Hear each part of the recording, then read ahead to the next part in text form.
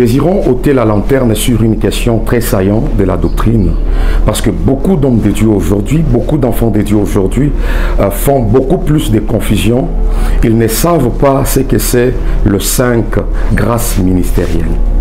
Alors ici, lorsque nous lisons les livres de Ephésiens 4, 11, la Bible nous parle, c'est Dieu qui parle. J'ai fait les uns comme apôtres, les autres comme pasteurs, les autres comme docteurs, les autres comme évangélistes, les autres comme prophètes.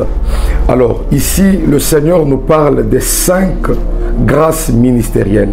Et aujourd'hui, beaucoup d'hommes de Dieu, beaucoup de ministres de Dieu confondent. Ils parlent qu'il existe 5 ministères.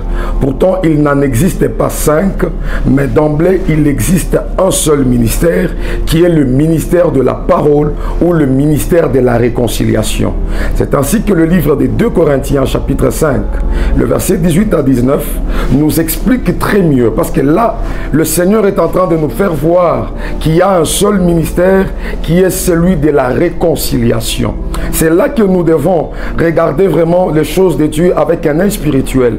Parce qu'il y a beaucoup de confusions qui se passent tout autour des enfants de Dieu, qui confondent le 5 grâces ministérielles que nous parle le livre d'Éphésiens 4 et 11 du seul ministère qui est celui de la réconciliation. Alors là, retenons tous ensemble qu'il n'existe qu'un seul ministère qui est le ministère de la parole ou le ministère de la réconciliation, et il existe 5 grâces ministérielles ou 5 dons ministériels que le livre d'Éphésiens 4 et 11 est en train de préciser. Je vais citer que le ministère pastoral, doctoral, prophétique, nous avons aussi les uns comme évangélistes et les autres comme apôtres. Donc là, il s'agit des 5 grâces ministérielles ou 5 dons ministériels que le Seigneur a placés à la disposition de l'Église, afin que l'Église, qui est l'épouse du Seigneur, soit ensémencée par et à travers ces 5 grâces ministérielles,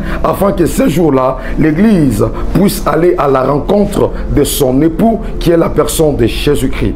Alors, nous devons savoir très bien que lorsqu'on fait la description de ces 5 grâces ministérielles, si nous lisons très bien, la Bible parle des uns comme et les autres comme. Cela veut dire que tous ceux dont la Bible est en train de citer dans les livres d'Éphésiens 4 et 11 ne sont que des photocopies. Ils sont comme, mais l'original c'est Jésus-Christ. C'est ainsi que je suis aisé de dire que seul Jésus détient la totalité. Il détient la grandeur, la totalité des 5 grâces ministérielles. Donc quand on voit la personne de Jésus, il est le véritable enseignant. C'est ainsi que les hommes l'ont appelé les grands enseignants, parce qu'il parlait mieux, il parlait très mieux. Et quand on l'entendait, on voyait le pastorat, on voyait les doctorats, ainsi de suite.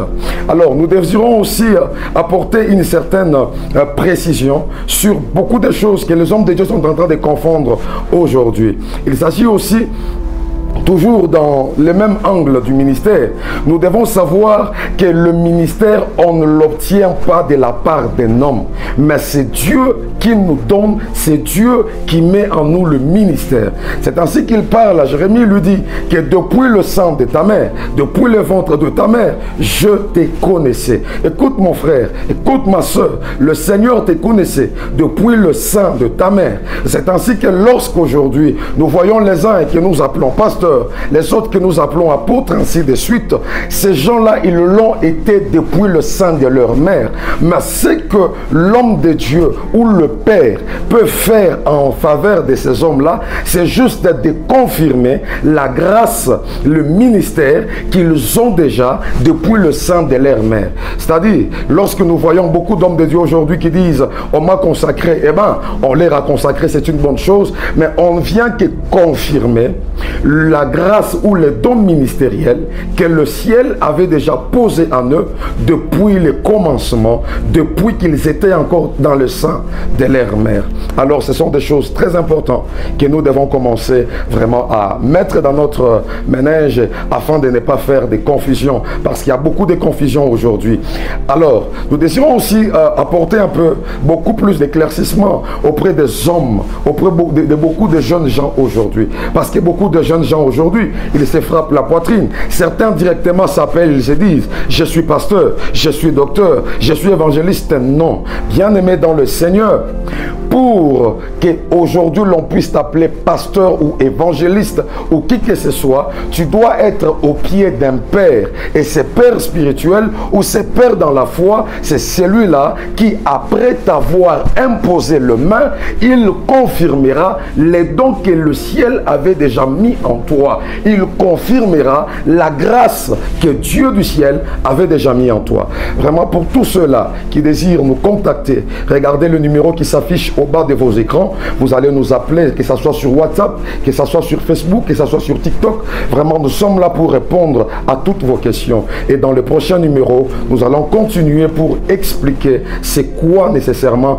tous les dons ou toutes les grâces ministérielles. Nous allons les parler là-dessus en long et en large. Restez bénis et que la grâce de Dieu vous accompagne.